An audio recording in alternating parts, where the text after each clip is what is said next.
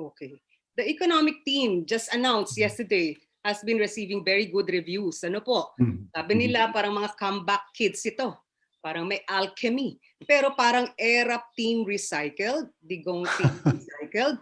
Ano yung tingin niyo? Ano yung magiging bago under BBM administration sa inyong trabaho? Alam mo, ang pag-iiba siguro ay iba naman na yung challenges ngayon kaysa nung nasa lugar kami noon, nung mga in the past. No? Natatandaan ko nung unang panahon, nung kay Cory, talaga namang nilalait-lait tayo ng International Monetary Fund kasi napakahirap talaga ng Pilipinas noon. Baon tayo sa utang. No? Ngayon, wala na tayong programa sa IMF. In fact, net contributor tayo sa IMF. Pag may mga bansa, for example, sa Africa na naghihirap, tumatakbo sila sa Pilipinas, baka sakaling pwede natin tulungan. So ibang-iba na talaga. I think ang malaking pagbabago is yung level of public debt natin. Noon ang debt to GDP ratio, yung kung magkano yung pagkakautang natin, kung kumpara mo sa laki ng ekonomiya, ay nasa halos 100%. Ngayon, nung bago nagpandemya, nasa less than 40%. Ngayon, nasa 63.5, pero that's still manageable kumpara sa ibang bansa, no? Dahil my recollection is right, ang debt to GDP ratio ng buong mundo is somewhere between 250 to 300%. In other words, malaki yung utang nila kaysa laki na ekonomiya nila. Another major change, nung panahon na yon, nung panahon ni Cory, for example, wala tayong mga OFWs o kaya yung contribution nila sa ekonomiya natin. Hindi ganun kalaki. Ngayon, ang OFW natin nagpapadala ng at least around mga 33 billion dollars, no, every year. Tapos meron pa tayong ngayon may bagong business process outsourcing, yung BPO. Exactly the same amount, halos ganun din, no? So nung mga panahon na yun, if I remember right, yung gross international reserves natin ay siguro mga less than 1 month eh. In other words, yung pangangailangan natin pag-angkat ng mga bagay na dapat na kailangan ng ekonomiya ay less than 1 month. Ngayon, napakalaki na, 105 billion US dollars. That is equivalent to 9.3 months worth of imports. So ibang-iba na talaga. Yung ating credit ratings ay talagang junk siguro, close to junk, no? Ngayon nasa investment grade tayo, no? In fact, ang maganda sa Pilipinas during the entire pandemic, yung period na yon, hindi tayo na downgrade ng Fitch, ng Moody's, ng S&P's. In fact, they affirm our investment grade, samantalang maraming bansa na dinowngrade nila. Okay. Dahil kasi din tumulong ang Bangko Sentral, ano po? In a way, nagtulungan ang Bangko Sentral at saka ang national government. Alam mo, hindi nalalaman ng tao yung bayan, no? Kami, because we have money, we lent the national government some 540 billion Philippine pesos, no? That's equivalent to $11 billion, no? Interest-free yun. Pinautang lang na. Bakit? Kasi naunawaan ko naman ang sitwasyon ng gobyerno. Unang-una, dahil nga sa pandemya, wala siyang bumagsak ekonomiya. Pag bumagsak ang ekonomiya, wala kang makukolekt ng buwis, di ba? Bumagsak din yung collection mo. At the same time, dahil because of the pandemic, kailangan mo naman bumili ng mga vaccines, kailangan mo magtayo ng mga healthcare units, etc., etc. So magbigay ng ayuda, so malaki ang gastos, pero kulang yung revenues mo. So pinautang namin. That is actually allowed under a new law which says under extraordinary circumstances, we can lend the national government. And so, yun, ginawa namin yun. Pinautang namin ng 540 billion pesos for 2 years, halos 2 years yung tumatakbo. Tapos, ditong January, binaba na natin sa 300 billion pesos. Tapos ngayon, totally paid na rin. Paid for na yun. Alright. Secretary Ben, dati kayo'y budget secretary. Ano po? Kayo ang gumagasta. Ngayon, kayo ay finance secretary, kayo ang maghahanap ng panggastos. Tama. Diferensya ngayon, napakalaki ng utang. The Duterte admin will leave behind about 13 trillion pesos na utang from 5.9 trillion bago po ito pumasok. Paano yung inyong plano dito? Do you have an appetite for actually imposing and raising new taxes para suportahan ang pagbayad ng utang? Una muna doon sa utang, no? Maling-mali yung pagtingin natin sa utang. The wrong metric, no, ay yung pag tinitingnan mo yung absolute value ng utang. Okay. Dapat relative to the size of your economy. So ibang-iba na yung kung nanghiram ka na noon, pero mababa naman ang economic value ng ekonomiya, iba yon. Ngayon, yung ating, nabanggit ko na nga, yung ating debt to GDP ratio, dahil nangutang kami, umabot ng 63.5 billion percent. No? So, alam mo, that's one of the lowest in Asia. Ngayon, the second part of your question, paano namin babayaran? O paano natin, hindi mo naman mababayaran lahat na utang na yon in 2 to 5 years, no? Kasi in fact magaling ang manghiram to si Secretary Dominguez. Alam mo, during the height of the pandemic, nanghihiram siya sa Japan at saka sa ADB. May alam mo kung magkano interest rate, 0.25. Tapos sa mga utang natin, 25 years to 40 years to pay. So, spread out yun. Hindi naman yun agad-agad mo babayaran. Kasi kung di naman tayo nang hiram, nakasubsub pa rin tayo ngayon. Nasa pandemya pa rin tayo, di ba? So, that's really necessary. Ngayon, do we need to raise taxes to pay for our debt? Alam mo, another major change is yung tax system natin. During the term of President Duterte, we really reform our tax system. Yung inherit namin na tax system kay Pinoy ay mas maganda yung ginawa naman namin ngayon. Binawasan namin yung income tax, no? Ang ibig sabihin nun, mas madaming pera ngayon ng mga ordinary workers at ang tingin ko equivalent to 1 month's additional salary yon. Binawasan namin ng corporate income tax. Bakit? To make it competitive with our Asian neighbors. Kasi hindi naman pupunta ang mga investor dito kung mataas ang buwis natin sa korporasyon. Tapos we rationalize yung fiscal incentives na in fact that's about 25 to 30 years na gusto namin baguhin yung incentive system. Hindi namin magawa. But this was done during the term of President Duterte. So tinaasan namin ng buwis sa sigarilyo, tinaasan namin ng buwis sa alak, tapos tinaasan namin ang buwis sa mga soft drinks. So, yun. So, mas maganda ang tax system natin ngayon kaysa yung na-inherit namin. And so, this government, the incoming government, will benefit from that. Kaya lang kasi lumaki ang pangungutang ng gobyerno dahil nga because of the crisis. But now, things are normalizing. So, hindi na ganun kalaki ang burden sa taxes. Hindi ako kagad-agad na magtataas ng buwis eh. We will have to look at the tax system right now and siguro mag-focus tayo sa tax administration. So, yung mga digitalization, for example, maganda yung ginawa nating pagbubuwis ngayon na hindi mo na kailangan pumila sa BIR eh. Di ba? Through your mobile phone, pwede ka magbayad ng mga fees sa gobyerno ngayon. At saka, so we have to improve the way we collect taxes.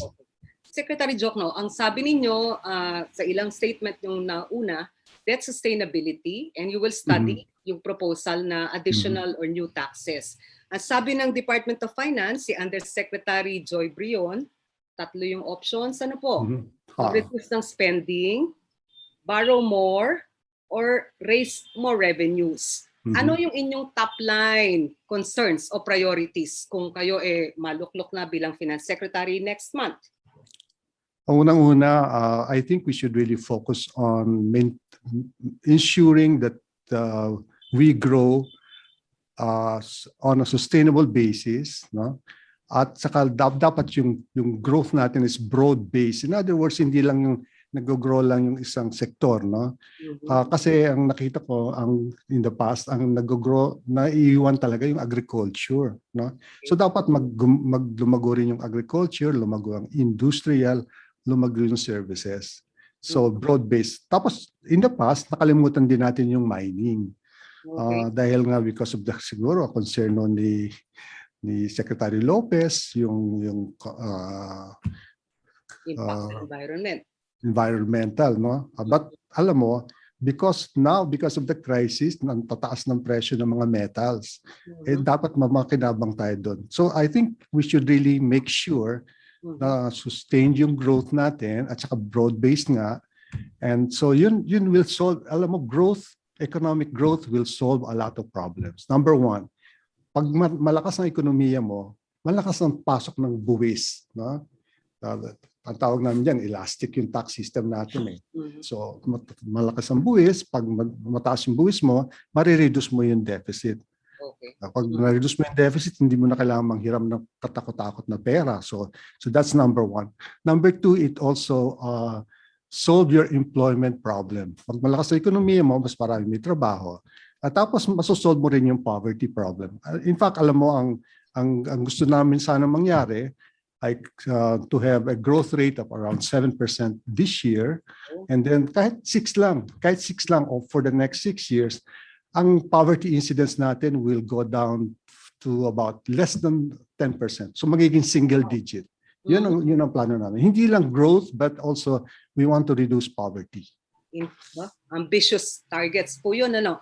Ngayon, Hindi ambisyon yun. Kaya natin lahat because that was our performance before the crisis. Ngayon, may mga umiikot tong balita. Paano kala ito na dinig din namin kay Congressman Salceda, yung mga proposed new taxes or additional taxes, motorcycle riders, digital economy, and service providers, pati luxury goods, ano po. Pero ang sabi ng mga tao, babagsak itong tax burden na to sa mga maliliit na mamamayan. Ano ho yung tingin ninyo? Hindi ho ba nangamba? We will consider all tax proposals. For example, yung tax dun sa ngayon, ang maraming transaction na ngayon, digital na eh. Yun, nakakalusot kasi yun. Parang hindi siya nagbabayad ng sapat na buwis kumpara doon sa, halimbawa, kung bibili ka sa tindahan, di ba? So, parang naman, unfair din naman yun, di ba? And sinong mas nakakagamit ng ganong klaseng transaction? Siyempre, may mga cellphones, yung mga mayayaman. So, alam mo, ang pinaka-importante sa tax system, it should be fair at saka it should be perceived to be fair. Parang dapat ang perception ng tao, lahat may tax burden. Kailangan talaga tayong magbayad ng buwis natin eh, kasi marami tayong pagkakagastusan na makakatulong din naman sa atin. But to make it more fair for the poor, dapat tingnan mo yung tax expenditure mix. So kung magkano bang binayad mong tax, magkano naman nakukuha mong benefit sa gobyerno. Sure. Okay. Ngayon, meron nung sinasabi na, non-tax revenues. Ano po? Isa sa nabanggit ni Secretary Dominguez, baka pwedeng itinda daw yung lupa ng NAIA. Napakalaking property. May mga ititinda ba kayo para mag-raise ng revenues na non-tax? Marami pa tayong, nung panahon ni Cory, marami tayong pinrivatize eh. Ganon. That's called non-tax revenues. No? Titingnan natin yung bawat proposal. Kung maganda nga yung mga, dapat tayo magbenta nito, magbenta ng ganon. Pero sa tingin ko hindi naman it's not priority. Ang siguro maraming pag-aari yung mga military, yung mga malalaking mga kampo nila. Pwede natin pakinabangan yun eh. But not necessarily ibebenta mo. You can make it available for agriculture kasi kailangan din natin ng food. So yun, yung mga ganong malalaking tracts of land, mas formal agriculture yun. Magagamitan mo ng mga machinery. Pagka ganon, marami ka mapuproduce in a very efficient way at saka makakatulong yun sa pangangailangan din ng taong bayan, di ba? Kasi ang inflation natin is mostly food and fuel. So kung magkakaroon ng increased production in terms of food, mas makakatulong yung pagbaba ng inflation. So you solve many problems by doing that. No? Okay. Nabanggit niyo yung serbisyong ibinibigay, ano? Kahit magbayad ka ng buwis, dapat may benepisyo. Pero isa ho sa parang excited ang business sector yung pagbabalik ng malalaking infrastructure projects. Correct. Alam natin na under build, 112 projects, parang sandosena lang yung nakumpleto. Although of course multi-year projects ito. Pero yung karamihan feasibility study, right-of-way problems. ang laki ng pondong kakailanganin. May estimate ba kayo kung ano yung financing burden nitong balanse ng build at saan kukunin yung pera? Alam mo bakit nagkaroon ng build? For the past 50 years, before the Duterte administration, tiningnan ko magkano ginagastos ng gobyerno to build infrastructure, yung real honest to goodness na infra. Ano ba yan? Mga airline, mga airports, seaports, roads, bridges, linking, mga trains, gano'n. Kasi noon, karamihan, binibilang nilang mga, yung mga basketball court, mga gano'n, di ba? Farm to market roads, gano'n. Tiningnan ko yun, umaabot lang ng less than 2%. Kaya nga tayo, we got the reputation na tayong pinakapangit ng infrastruktura dito sa buong Asia, no? Okay. So, nagkaroon ng programa, yung nga, build. Pero originally, ang tawag namin dyan, golden age of infrastructure. Akin yun, akin term yun. Golden age of infrastructure. Sabi ko, we should spend at least 5 to 6%. At nasunod naman. Okay. So, yung kahit sinasabi nila hindi nasunod, nagawa lahat yung mga proyekto, paano mo naman magagawa yan within the term of the president? For example, yung inumpisa na ngayon na subway, medyo matagal talaga yun. No? Siguro in 5 years time, matatapos yun. That's a 20-kilometer subway, first time in the Philippines. Yung train going to Bicol, marirestore yun in a nice form. Ngayon, hindi mo nakikita yung MRT. Hindi na sa tumitigil-tigil eh. On schedule siya. Kasi pinalta namin yung contractor niya. Gumagawa niya ngayon, Sumitomo, yung Japan. And alam mo naman kung gaano ka-efficient ang train system sa Japan. So maraming proyekto na nagawa under this administration. In fact, ang nagastos nila, despite the pandemic, is around 5% of GDP. Yun ang accomplishment. At saka hindi totoo yun na ito lang ang nagawa. Kasi tingnan mo, napakahabang listahan ng DPWH ng mga roads. Well, punta ka ng Baguio ngayon, you can get to Baguio in 3.5 hours, di ba? So yung maraming ganon, maraming proyektong ganon. At dapat pagpatuloy natin yan. Now, how did we finance it? Mostly through ODA, Official Development Assistance, mostly Japan. I would estimate siguro mga 80% Japan funded. Alam mo, ang funding ng Japan talagang 25 to 40 years. Ganyan, sabi ko, ang baba ng interest rate. Okay. Pero ang China, parang hindi ganong nag-roll out, ano? Hindi niya maraming pangako, pero hindi masyadong nakadeliver. Although nakapag-donate siya ng some bridges, like yung magandang bridge niya sa Binondo, di ba? Tsaka yung ginagawa dyan sa Makati, yung donation lang yan. Pero nakatulong din sila in a certain way. Yung trains sa Mindanao, I think China ang gagawa noon. I don't know how much that would cost. I don't know kung pagpapatuloy nitong administrasyon na ito. But alam mo, I think we should really focus on mass transit system. Hindi yung roads. Kasi pag roads, bibili ka pa ng kotse to take advantage of the roads. No? Dapat mass transit system. So you can travel without owning a car. Okay. Ngayon, nabanggit ninyo na parang pati sa NEDA, sa budget din noon, department. Ang concern ng mga tao prices, inflation, jobs, trabaho, at poverty. Okay? Correct. Ang problema po natin, parang tipong doon sa prices, malaking pangako ni Pangulong BBM incoming na 20 pesos na kilo ng bigas. Paano mo yung isusupport? Kung parang ang pupunta sa farmers, sabi nyo ang agrikultura dapat suportahan ng husto para food security, food production, maboost. Paano yung 20 pesos na bigas? Kaya ba yun o pangako lang? Hindi ko alam, I'm not an agriculturist, pero ang nakikita ko kasi dapat talaga we have to have a major shift sa approach natin sa agriculture. I think we should emphasize yung organized agriculture as opposed to peasant agriculture to take advantage of economies of scale. Kasi kung ang farm mo 2 hektarya lang, hirap maging productive. Hindi mo magamitan ng bakanarya, gano'n. But if you cultivate large tracts of land, katulad sa mga ibang bansa, mas efficient yun at saka mas productive yung At saka not necessarily naman dapat tayo kasi yung dyan sa agriculture, importante yung tinatawag na comparative advantage eh. Alam mo, hindi na in comparison with say Thailand, in comparison with even Cambodia, hindi talaga tayo competitive sa rice, no? Kasi meron silang large tracts of land na mayroong katabing river, madaling ano. So hindi ganoon. So we should focus maybe on high value crops. Okay. And then we export them and then we just buy our rice. So whatever. Pero hindi nga, unfortunately, hindi naman ako agricultural economist. Sa usapin naman po ng presyo, okay, sabi ng mga tao, problema sa langis, no? Dumating pa yung Russia war sa Ukraine. Pero ang problema din, may pangako si Mr. BBM na ibabalik yung Oil Price Stabilization Fund. Ibig sabihin, back sa deregulation period. So, katulad nung sa 20 pesos na bigas at saka kung sakaling may Oil Price Stabilization Fund, subsidy ito.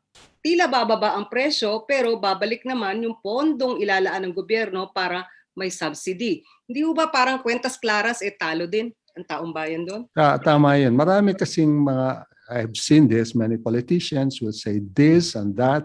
Pero pag nakita naman nila yung talagang analysis ng siguro ng mga experts, magbabago din ang isip nila. Alam mo yung oil price subsidy, ang laking problema yan nung na-inherit ni Presidente Aquino. In fact, I'm involved in that.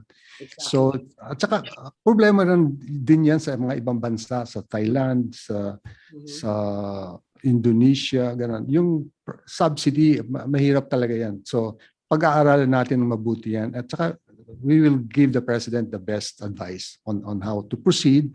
So, kasi hindi talaga, to me, hindi ako believe sa mga subsidies. Okay. All right. Okay. Ngayon, nabanggit ninyo na parang mahalaga yung tax administration. Ayusin talaga ng husto. Yes. Sabi ng mga tao, okay lang siguro kung magtataas o magbibigay ng bagong taxes, mag-i-impose sa habulin ng mga tax evaders. Wala pa kayong BIR direct commissioner at customs commissioner. Meron ba kayong napupusuan na ilalagay dyan? Anong klase marami na akong kinoconsider but hindi ko naman pwede sabihin sa iyo ngayon hanggang hindi approve ni Presidente. No? But to me, ang approach dyan sa tax collection is you have to use technology, no, to improve the tax collection. Katulad nga yung digitalization, magandang sistema yun na the taxpayers does not have to go to the BIR office to pay their income tax, ganun, or to transact business. You can do it electronically. At saka yun din type ng buwis na kinukolekta mo. For example, do you prefer a consumption tax, which is the value-added tax, or do you prefer an income tax? So anong mas papaboran mo? Ako personally, mas gusto ko yung tax on consumption. Dahil ang philosophia doon, are you taxed on the basis of what you contribute to society or what you earn, what you consume? Okay? So halimbawa, merong mayayaman, hindi nga sila nagtatrabaho, pero grabe bumili, di ba? Okay. So you impose a lot of burden on the economy. Samantala naman, meron ka namang hardworking person, tapos tatax mo ng katakot-takot. Hindi rin yung nakakaroon ng incentive to work, di ba? So ganun. So kung you should be taxed on the basis of what you take away from society. Ganun. So consumption tax yun. Kaya yung mga tax on cigarettes, tax on liquor, mga ganun. At saka yung value-added tax, that's the most effective tax globally. Madaling kolektahin yan. So dapat mag-focus tayo dun sa ganung mga klaseng buwis. No? Okay. Napag-uusapan po, sa ibang bansa meron silang tinatawag na wealth tax. Ibig sabihin, kung sino yung mga mayayaman, dapat daw dagdag na tax ang bayaran. At sabi ng ilang mga recent studies, meron daw mga 2,000 Pilipino na bilyonaryo sa Pilipinas. But you know how yung corporate income tax napababa at siguro madaming mga paraan i-reflect on yung taxable income. Kayo po ba'y merong pag-aaral at sa tingin ninyo may pag-asa tong proposal na magkaroon ng wealth tax? Matagal na yung proposal na wealth tax. Ang kaso that any tax has to be approved by Congress. Diba? Right. So yun, do you spend all your efforts going through that? Ang ko kasi policy dyan ganito magkano bang, how much time and effort are you going to spend on a bill, for example, na sa tingin mo hindi naman makakapasa, di ba? Okay. So you might as well focus on things na malaki ang, kasi may mga buwis na konti lang naman na makukolekta mo pero you spend so much time. Alright. So dapat yung mga big items ka na lang. So katulad nga yung value added tax, that's really a substantial tax and that is also an efficient tax. No? Wala akong objection sa wealth tax kung makakapasa sa Kongreso. Alright. Bakit pangamba nyo baka hindi makapasa dahil nandun yung mga wealthy at bilyonaryo? Naroon ng maraming mayaman at saka yung siyempre yung vested interest. Madali mo naman ma-influencean yung mga some people. Right? So, yeah. So why spend a lot of time? Konti lang ang oras na sa isang administrasyon eh. 6 years. Okay? And konti lang ang administrasyon na nakakagawa ng tax reform. I think I remember noong time ni Cory, we reformed the tax system. Exactly. Madali noon kasi walang kongreso. I was the author of the tax system, the reform noon. And because of the revolutionary government, we were able to pass, if I remember right, more than 20 taxes in one cabinet meeting. Okay? Walang kasing discussion masyado. Ano yung dapat priorities? Ano at dapat pondohan? Dapat yan, this is on the expenditure side naman. Ano? I think because of the pandemic, meron tayo talagang generation or mga grupo ng tao na they missed 2 years of formal schooling, di ba? So kailangan siguro yan pagtuunan ng pansin because fortunately for us, ang napakadami natin ng mga bata. Our strongest asset is our young population. So compared with the rest of the world. So ang median age natin is 25.7. So in an aging world, malaking asset yun. No? In fact, 750,000 ang ginagraduate natin with degrees. And hopefully in many in sciences. And so kailangan natin mag-invest sa education. No? Siguro upskilling, retooling, ganun, para maging more employable sila at saka makakuha sila ng mahuhusay na trabaho. Ang isa pang byproduct nitong crisis, siguro napaka-importante rin na siguro we should train more nurses and doctors kasi in demand sila ngayon, di ba? And I think it will be the case for many years to come. No? So yun. Tapos siguro mga data scientists, gano'n. Kasi because nga of digitalization, that's the game, the new game in town. Ganun. Okay. Now, how will you convince the markets? Diba? Parang ang mga investors at saka stock market investors na players natin, parang on sentiment gumagalaw. How do you sustain that confidence, that sentiment? Ang markets natin parang up down pa rin, hindi significant na uptick. So parang it remains a wait and see situation. But you only see the market, the local market. But that's true for all the markets globally yun. Yung behavior na yun, mababa talaga, ganun. And that is in response to the global developments like in Ukraine, Russia conflict, no? Yan, malaking bagay yun. So for example, on the supply of oil, price ng oil tumaas, price ng wheat, yung mga produkto na ina-export ng Ukraine and Russia, tumaas din yun. So that is in response to this. But alam mo, I keep telling this, during the crisis, we didn't sit idly by. We continued to do structural reforms. And so I'm very optimistic na ginawa natin, for example, 3 major bills na nakapasa, no? Yung amendments to the retail trade.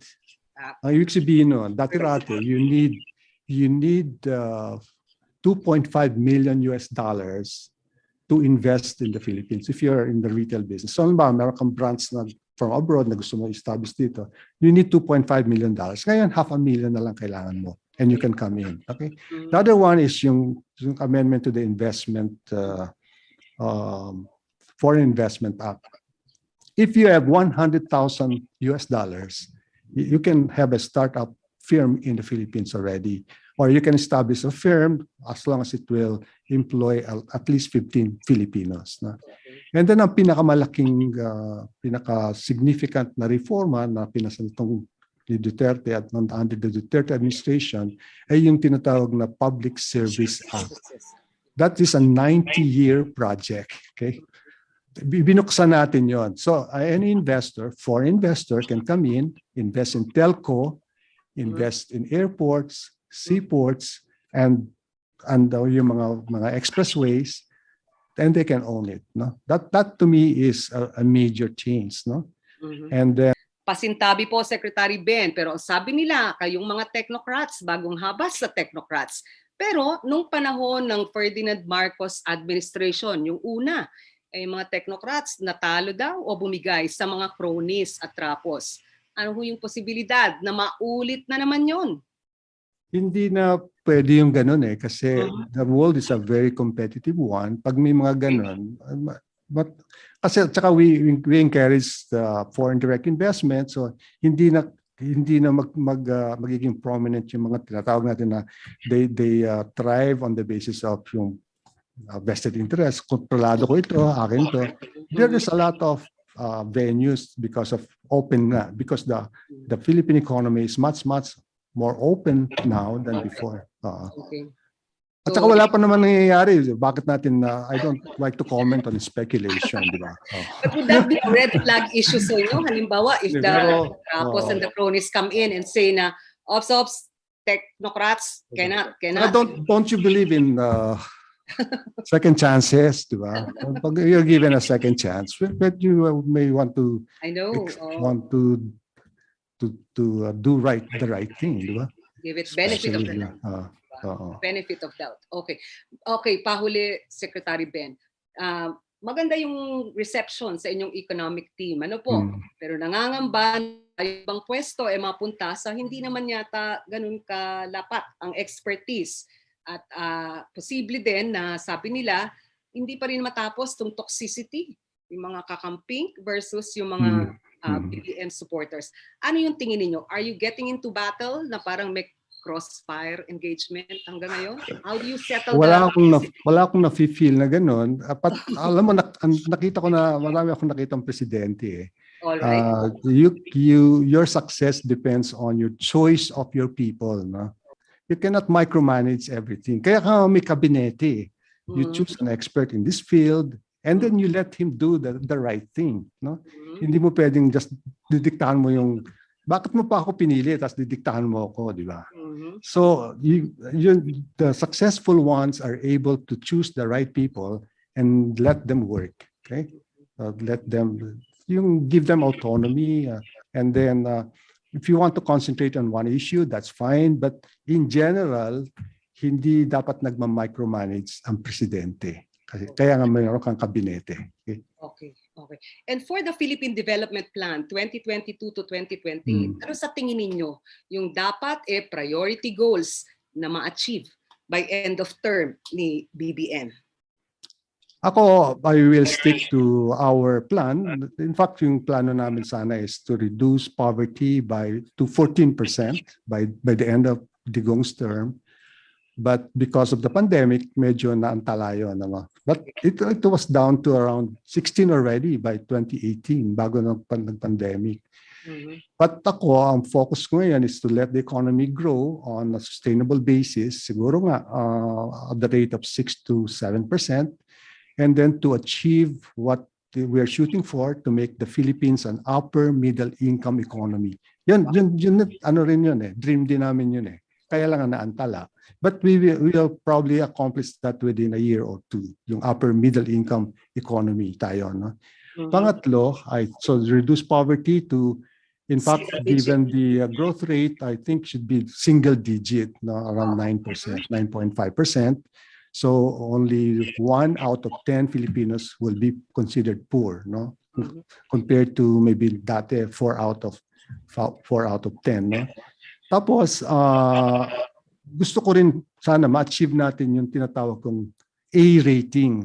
Ngayon ang rating natin internationally and regionally is investment grade na tayo. Pero mga BB+, mga ganun, BAA2, ganun, Gusto ko ma-achieve yung A. We're almost there, kaya lang nagkaroon nga ng crisis. So to me, that is also important. Bakit importante yan? Kasi pagka ganun ang A-rating ng isang gobyerno, napakamura manghiram ng private sector sa labas. No? So makakatulong sa ating ekonomiya yon ng malaki. Saan ang pitfalls? Where do you see challenges? And paano i-handle? To me, siguro ang challenge is climate change. Yan. Okay. Kasi very, very prone to climate change. So we have to address that issue, yung resilience. So we should be conscious of that. Kasi katulad ng nangyari yung Yolanda, di ba? That was devastating. Kasi pagka may mga ganong okasyon, or may mga, of course, yung mga lindol, hindi natin may iwasan yan, talaga masisetback yung ekonomiya. But so hopefully, maiwasan natin yung mga ganon incidents. Okay. So finally, Sec Ben, hindi ba kayo napapagod nung kayo po yung ninombra? Ano sabi niyo sa sarili niyo? Not again? O parang why not? Kasi puro mga taga-UP yata, ang nasa economic team ngayon. Anong pakiramdam niyo? Why did you finally agree to be finance secretary? Kasi sa tingin ko na nasa dugo ko na yung public service. So when given a chance to serve your country, sabi ko, why not? So sabi ko nga, it doesn't matter kung anong kulay mo, but if I'm given the opportunity to serve my country, I will do it. Okay. So for as long as I can do it, I will do it. Pero your central banker, best central banker, ano po? Saka mas malaki yata ang benefits at package ng... Sobrang laki. No? Ano pay cut ninyo? Why did you get a job like medyo ayun na nga, sobrang laki ng pay cut? Public service. Ano? Okay. Wala kayong... Parang di ka naniniwala. Tanong tanongin kasi alam ko charter ang Bangko Sentral at grabe ang benefits. Palagi kayo top 10 ng statement on allowances and di ba, ng salaries and allowances ng So, hindi ba kayo nangamba? Hindi naman. Mas malaki naman ang magiging contribution ko dito sa bago kong posisyon sa bansa at sa mga sa taong bayan. Okay. At si BBM, na-meet niyo na po? Oh, nag-meet na kami. How was it? The other night. Anong impressions niyo? Is he going to be a better Marcos administration? Is he more determined? Kasi ang sabi ng mga tao, baka kulang ang kakayahan, kulang ang silip sa mga issue. At kakaunti yung sinabi ng you cannot judge him on just one meeting, no? But I think ako naniniwala nga doon sa second chances. Okay. I think. Plus, iba talaga yung ekonomiya ngayon kaysa different challenges. And I think we are now on a cusp of maybe leaving the old Philippine picture, and then we might even be one of the leaders in this part of the world. Okay, kasi nakikita ko naman ganun. Maganda talaga ang prospect ng Pilipinas. In fact, yung 8.5% growth natin last first quarter, I think even the second quarter will be much higher than 8.3. Dahil bakit? Kasi if you remember yung January this year, nagkaroon tayo ng surge, di ba? Right. So 2 months lang yung 8.3 na yan. So and then we will but saka madaming reforma talaga si presidente na nagawa. For example, ang one important reform na ginawa niya is yung rice tariffication. Okay. Alam mo kasi before we contribute to NFA X billion pesos every year. Ngayon hindi na, tayo na nagkukolekta ng tariff from rice importation. At saka before, yung rice is a major contributor to inflation. To me, ang inflation, yun ang number one enemy ng mga mahihirap Kasi wala ka nang hindi steady yung job mo, tapos kaya mababa yung tapos ang taas ng inflation. So to me, that is a major contribution. So ngayon, negative na nga contribution ng rice sa inflation. So from a major contributor to not a contributor at all, in fact sometimes negative, malaking bagay yun. So nabago yung bureaucracia at saka nabago yung rules of the game sa rice sa business. Ganun dapat. I think we should look for those kind of reforms sa agricultural sector.